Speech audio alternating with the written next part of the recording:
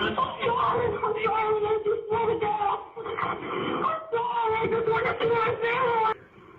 you gonna help me? Are you gonna let me out now? Oh, please. 울부짖으며 911에 전화한 여성의 이름은 데니스 엠버리입니다. 데니스는 천으로 눈이 가려지고 손이 묶인 채 뒷좌석에서 간신히 911에 전화를 했습니다. 그녀는 필사적으로 911 요원에게 자기가 처한 상황에 대해 가능한 많은 정보를 알려주려고 노력했습니다. 하지만 납치범에게 911에 전화한 걸 들켰고 도와달라는 말만 남긴 채 전화는 끊겼습니다.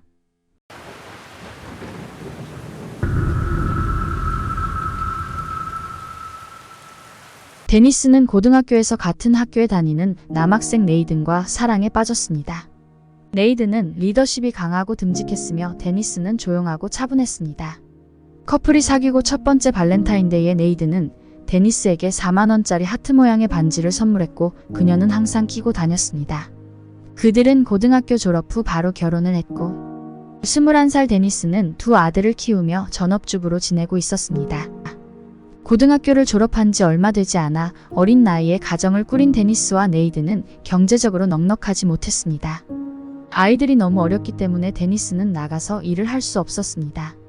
대신 남편 네이든이 가족의 생계를 유지하기 위해 쓰리잡을 뛰었습니다.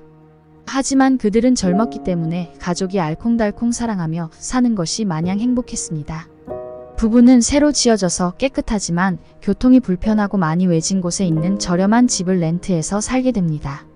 그곳은 2008년 주택시장 붕괴 여파로 여전히 많은 집들이 비어 있었습니다. 데니스 부모는 딸이 치안이 열악해 보이는 곳에 지내는 것이 불안했습니다.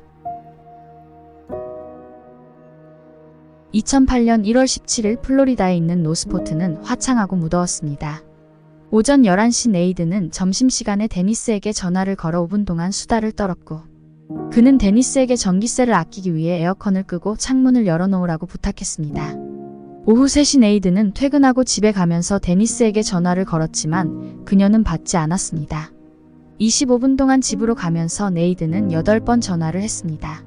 이렇게 오랫동안 전화를 안 받은 적이 없었기 때문에 좀 이상했지만 그녀가 자고 있을 거라고 생각했습니다. 그는 집에 서둘러 도착했고 집 창문들은 모두 닫혀 있었습니다. 네이든은 아이들 방에 가서 두 아들이 자고 있는 모습을 확인한 후 데니스를 찾으러 다녔지만 어디에도 그녀는 없었습니다. 데니스의 열쇠와 전화기는 거실 소파 위에 있었습니다. 뭔가 크게 잘못되었다고 판단한 네이든은 3시 29분에 911에 전화합니다. Emergency?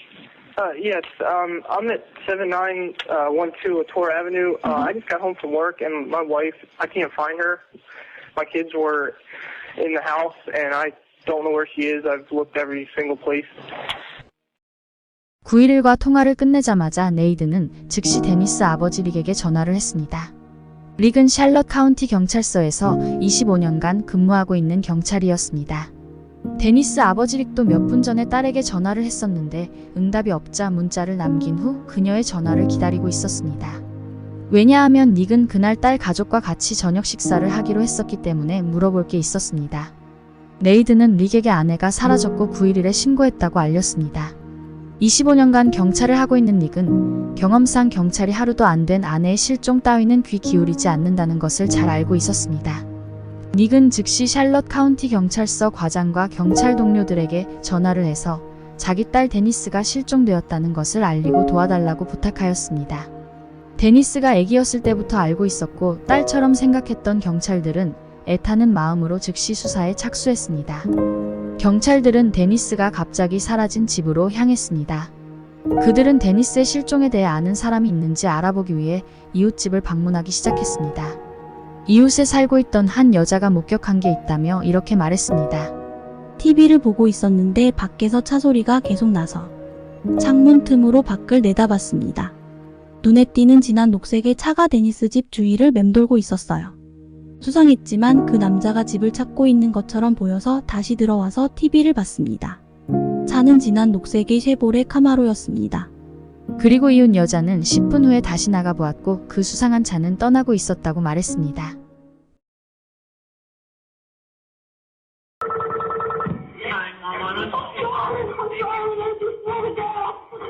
Hello?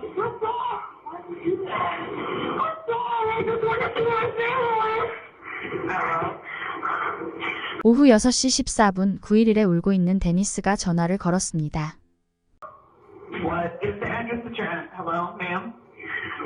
Where are we going? I gotta go up to the mountain. Up and around where? 그녀는 나치범의 전화로 몰래 911에 전화를 했습니다. What's your name? My name is Denise. I made your beautiful husband, and I just want to see my kids again. Your name's Denise? I'm sorry. Please, God. 데니스는 납치범에게 들키지 않고 911에게 최대한 자기 상황을 전달하려고 노력했습니다. Please protect me. Are you on I-75? Where are we? Please. 그녀는 팔과 다리가 묶이고 눈이 가려져서 뒷좌석에 눕혀 있었습니다. What's your home address, do you know? I don't know. Please take me to my house. Please take me home. I will try, please. Can you see or do you have a blindfold on? I can't see. Where are we? 나치범은 그녀가 911과 통화하고 있다는 사실을 알아챘습니다. Are you gonna help me? Are you gonna let me out now? Help me? 도와달라는 마지막 말을 남긴 채 그렇게 전화가 끊겼습니다. 데니스는 나치범과 대화하는 척하며 911 요원의 질문에 필사적으로 답했고 이름과 주소를 성공적으로 전달했습니다. 신고 전화를 911에서 보고받은 경찰은 즉시 녹음 파일을 네이든과 닉에게 들려주었습니다. 여자의 목소리는 데니스가 확실했으며 최악의 상황이 벌어지고 있다는 것을 알 수 있었습니다. 데니스의 납치가 사실로 확정되고 도로 순찰차에 이 사실을 알리고 지원 요청과 도로 수색 명령을 하였습니다.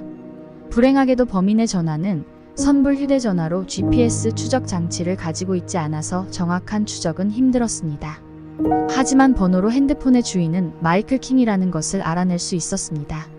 39세의 마이클은 데니스 집에서 차로 13분 떨어진 곳에 살고 있었습니다. 마이클은 몇 달 동안 무직으로 지내고 있었으며 최근에 부인과 이혼해서 혼자 살고 있었습니다.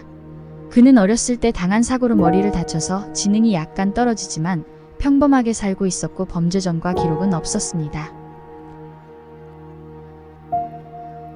데니스가 한 전화가 끊기고 9분 후 다른 911 요원이 전화를 받습니다. problem, and the girl came out of the got out of the car, and my dad's cousin went and put her back in the car. And when she got out, Okay, where's your dad's house? it's in North Florida. 데니스가 911에 전화하고 있을 때 마이클은 친척인 해롤드 집으로 가고 있었습니다. Where would he be going with this female? He came over to my dad's house, borrowed a shovel, a gas tank, and something else. 마이클의 친척 해롤드 집은 데니스 집에서 6km 떨어진 곳에 있었습니다. 마이클은 6시쯤 해롤드 집에 왔고 손전등 가스통과 삽을 빌려달라고 했습니다. 잔디 깎는 기계가 진흙에 빠졌기 때문이라고 변명했습니다. 마이클 차에서 데니스가 나와서 살려달라고 경찰을 불러달라고 애원했습니다. 해롤드가 어떻게 된 일인지 물었지만 마이클은 물건만 가지고 데니스를 차 안에 세게 밀어넣고 잽싸게 차를 몰고 떠났습니다. 연인 사이에 일어난 일이라고 보기에는 상황이 너무 안 좋아 보였기 때문에 해롤드는 그 여자가 걱정이 되었습니다. 그리고 그는 딸에게 911에 신고하라고 말했습니다. 41번 도로 남쪽으로 향하고 있던 제이는 수상한 장면을 목격하고 911에 신고 전화를 합니다. A man pulled up next to me and there was a child screaming in the car. Not a What kind happy. of vehicle was he in? It's a blue Camaro. 제이는 경찰들이 애타게 찾고 있는 마이클 차를 표현했고 40대 초로 보이는 백인 남자가 운전하고 있다고 설명했습니다. 제이는 그 수상한 차를 미행하면서 그가 어디로 가고 있는지 911 요원에게 말해주었습니다. 뒷좌석에서 아이가 구해달라고 울면서 창문을 치고 있다고 생각한 제이는 필사적으로 마이클 차를 미행했습니다. 하지만 미행을 눈치챈 마이클은 어느 순간 차를 갑자기 멈추고 방향을 바꿔서 제인을 따돌렸습니다. 차를 놓쳤지만 제인은 911에 그가 가고 있던 방향, 차 번호, 운전자의 생김새와 뒷좌석에 누군가 울고 있다는 사실을 모두 알렸습니다. 제인의 신고를 받은 911 센터는 샬롯에 있는 곳이었고 그 전에 데니스와 마이클 조카의 전화를 받았던 곳은 사라소타에 있는 911 센터였습니다. 설상가상으로 제인과 통화 중이었던 911 요원이 퇴근할 시간이 돼서 새로운 사람과 교대하게 되었고 그 후 제인이 전화를 계속했지만 연결이 되지 않았습니다. 신고 내용을 입력하지도 디스패치에게 전달하지도 않았습니다. 오후 6시 42분 경찰이 마이클 집에 급습했고 방에서 덕테이프와 데니스 것으로 추정되는 머리카락을 발견했습니다. 마이클은 데니스를 납치하고 이곳으로 데려와 몹쓸 짓을 한 후 그녀를 차에 실어서 해롤드 집으로 갔던 것으로 보입니다. 오후 9시 16분 경찰은 도로에서 운전 중인 마이클의 차를 마침내 발견하고 세웠습니다. 하지만 마이클만 운전석에 있었고 데니스는 차 안에 없었습니다. 마이클은 땀으로 흠뻑 젖어 있었고 신발은 진흙으로 덮여 있었습니다. 경찰은 차 안에서 흙이 묻은 삽을 발견하였습니다. 그리고 피가 여기저기 묻어있는 뒷좌석에서는 데니스가 한 번도 빼지 않고 항상 끼고 다녔던 남편한테 선물 받은 하트 반지가 있었습니다. 마이클은 자기도 데니스와 함께 낯선 사람에게 납치된 피해자라고 주장했습니다. 자신이 전화기를 데니스에게 빌려줘서 911에 전화할 수 있었다고 말했습니다. 하지만 해롤드의 증언으로 경찰은 마이클을 납치 혐의로 기소했습니다. 이틀이 지났지만 여전히 데니스의 흔적을 찾을 수가 없었습니다. 많은 자원봉사자들과 경찰관들은 마이클을 체포했던 곳을 중심으로 주위를 샅샅이 수색하였습니다. 그리고 어두운 늪지대에서 옷이 다 벗겨진 채로 땅 속에 묻혀있는 데니스의 시신을 발견하였습니다. 다음날 제이는 뉴스에서 자기가 미행했던 남자의 얼굴이 나오자 경찰서로 전화를 했습니다. 그녀는 자기가 어제 범인을 미행하면서 911에 신고한 사람인데 도와줄 게 없냐며 물었습니다. 하지만 경찰서에는 그 누구도 제인의 신고에 대해 아는 사람이 없었습니다. 911 요원들의 실수 때문에 소중한 생명을 구할 수 있었던 기회를 놓친 것에 대해 내부 조사가 이뤄졌습니다. 911 센터의 실수에 대해 거센 비난 여론이 일어났고 2명의 요원들은 징계 처분되었습니다. 가벼운 징계 처분에 격분한 아버지 릭과 남편 네이드는 샬럿 카운티 상대로 911 센터의 큰 실수로 인해 데니스를 구하지 못한 것에 대한 소송을 제기했습니다. 데니스 씨 신부검 결과 그녀는 마이클 집에서 여러 번 몹쓸 짓을 당했으며 늪지대에서 그녀의 머리에 총을 쏴서 살해하기 전에도 몹쓸 짓을 한 것으로 드러났습니다.